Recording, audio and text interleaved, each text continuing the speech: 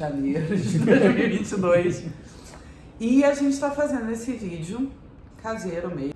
A gente tá fazendo para registro pessoal, pra gente guardar em um lugar que não seja só no celular. E se esse vídeo chegar a mais alguém que de repente está com o mesmo problema e precisa de ajuda ou possa nos ajudar também, eu acho que toda ajuda é válida e bem-vinda. Então a gente vai falar um pouquinho do caso do Fernando, do que ele tem, de como tudo começou, para explicar melhor até para as pessoas que vêm perguntando para mim por que ele está internado, o que está acontecendo e tudo mais. Ainda bem que pra mim ninguém pergunta. Ah, não, quase nada. Então, tudo começou, assim, mais ou menos na nossa cabeça, por volta do final de julho, né? Chegou o nosso dia de tomar a vacina, nós tomamos a vacina no mesmo dia. Ele teve uma reação um pouco mais forte do que das outras pessoas. E depois desse dia, ele começou a meio que tropeçar na rua, começou o pé ficar meio bobo e tudo. Só que até então a gente achava que tudo era psicológico, porque no passado ele já tinha tido problemas de depressão e tudo, e já tinha afetado um pouco essa parte também. Então a gente lidava com tudo isso como se tudo fosse psicológico. Até que a mobilidade dele foi diminuindo cada vez mais, diminuindo. E aí teve um fim de semana que ele teve uma enxaqueca muito forte. E aí ele já não estava mais conseguindo andar completamente sozinho, ele já precisava de ajuda e tudo. Eu acho que eu pulei a parte do médico, né? Tem volta. Tá.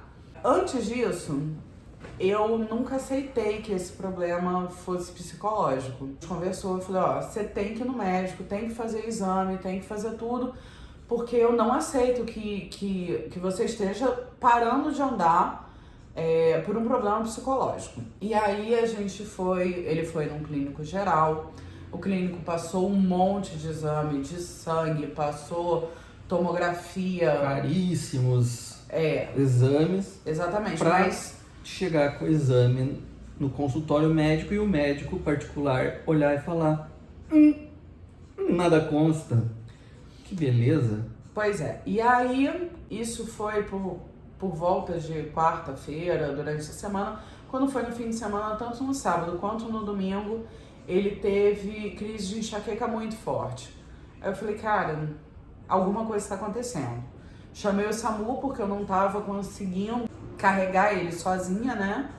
E chamei o SAMU porque eu precisava de ajuda. A gente foi pra UPA, e aí na UPA a médica botou ele numa medicação pra dor e tudo, e me chamou pra conversar em particular. Ela falou, olha, Ana, a gente tem aqui um quadro que eu não vejo nada, os exames estão todos limpos, e eu não sei o que fazer, sabe? Eu só vejo duas possibilidades. Uma, que o problema dele seja psicológico, que era uma coisa que a gente já vinha alimentando.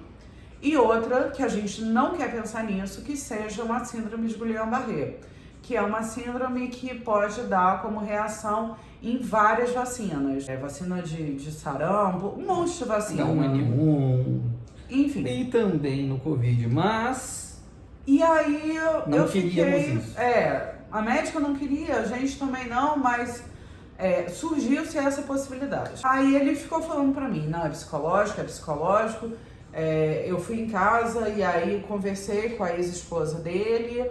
Ela falou, Ana, é parecido com o que ele já teve no passado e era psicológico e tudo. E aí eu faço terapia há muito tempo. Cheguei no consultório do meu psicólogo e falei, olha, tá acontecendo tudo isso e tal, eu tô meio perdida, não sei o que fazer. Ele falou, olha, o Fernando, ele não tem características de um paciente que perca a mobilidade das pernas por um problema psicológico. Então eu aconselho vocês a procurar ajuda mais séria, mais assim, porque eu acho que seja outra coisa. E aí ele falou, olha, como ele tomou a vacina, o jeito mais fácil de vocês conseguirem uma consulta pelo SUS e conseguirem investigar isso melhor é pela central de Covid da Prefeitura de Curitiba. E aí eu liguei para a central de Covid e isso foi na segunda-feira, na quarta-feira já marcaram a consulta dele. E aí ele veio pro HC e o médico falou, olha, eu realmente acho que ele tem que ficar internado para investigar. Eu coloquei na minha cabeça que eu só saía daqui no momento que ele estivesse internado, custasse o que custasse. Tanto que a gente chegou aqui por volta de meio-dia e eu cheguei em casa depois que ele foi internado, umas 2 horas da manhã. E aí começou-se a se pesquisar, né? Foi um residente de neurologia lá para colocar ele Na verdade, o sofrimento internado. foi maior, não vai pular o sofrimento, não. Foram 4 dias na UER. Mas eu não cheguei nem a falar do momento que você foi internado. Não fui internado ainda? Não. Você já tá querendo me internar? Cala sua boca. Já não basta o que eu tô passando? Pra mim já tava o suficiente, mas eu acho que não. Tá bom. E aí foi um residente lá, a gente comentou e ele falou, olha, já de início eu te falo que não é a síndrome de Guillain-Barré. Eu falei, tá, mas e aí? Eu não faço a menor ideia do que seja. E aí internou ele para tentar investigar e descobrir o que estava acontecendo. E aí ele ficou 4 dias na emergência do HC, aguardando vaga para subir para neurologia.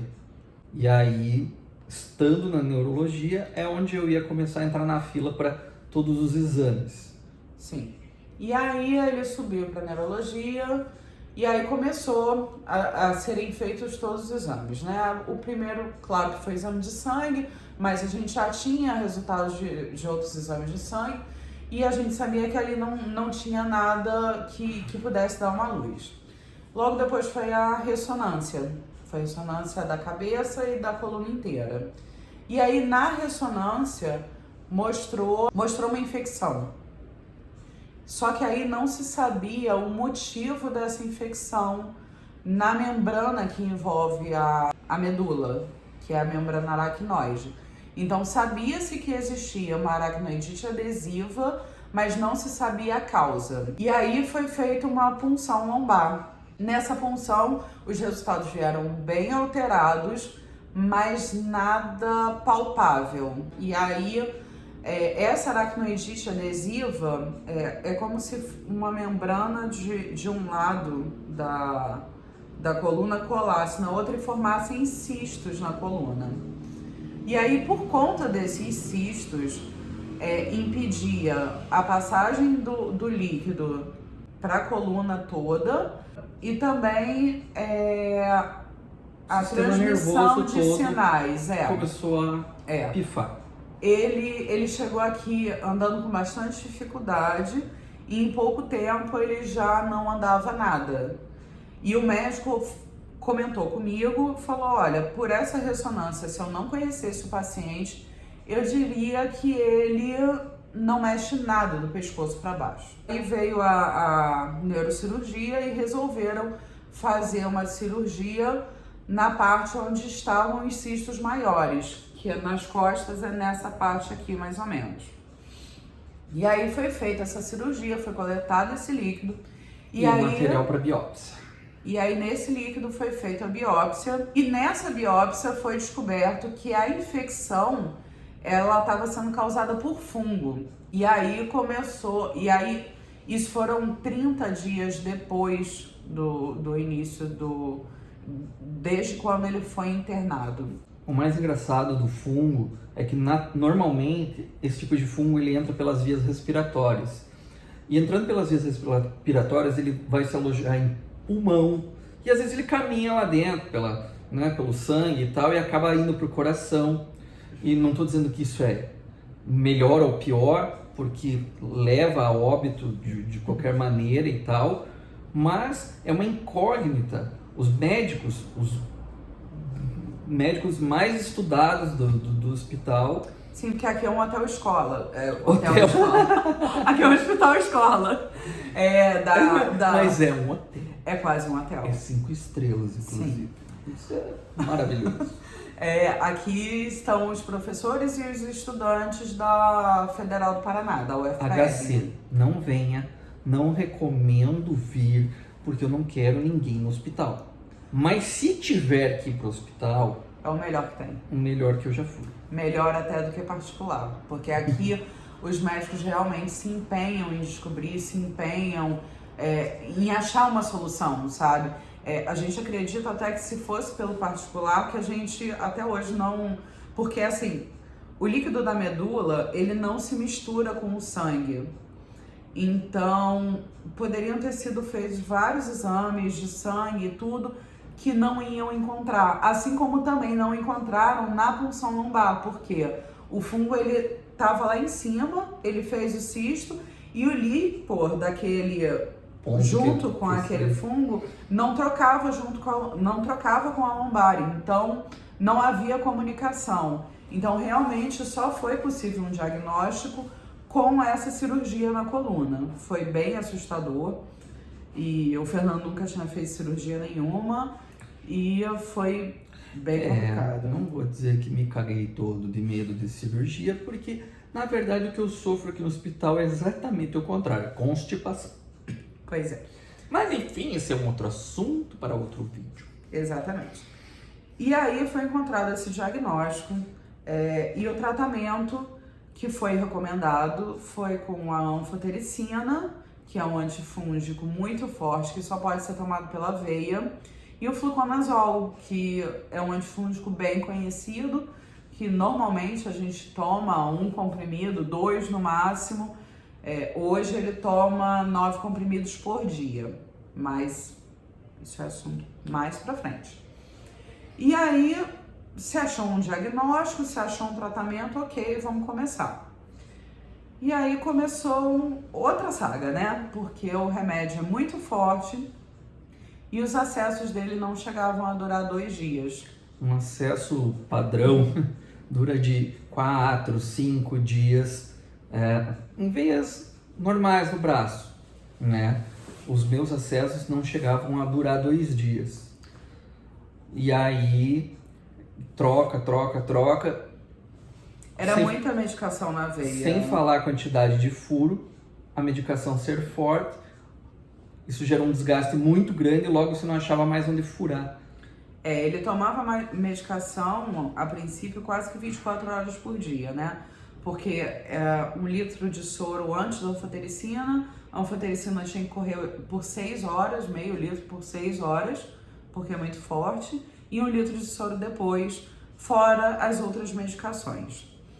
E aí, as veias dele do braço sofrendo tanto, resolveram fazer uma PIC, que é um acesso, na verdade é um acesso que pode entrar pelo braço, e ele vai até próximo do coração, ou ele pode entrar pelo pescoço e vai até próximo do coração da mesma maneira. Que ainda não é um acesso central.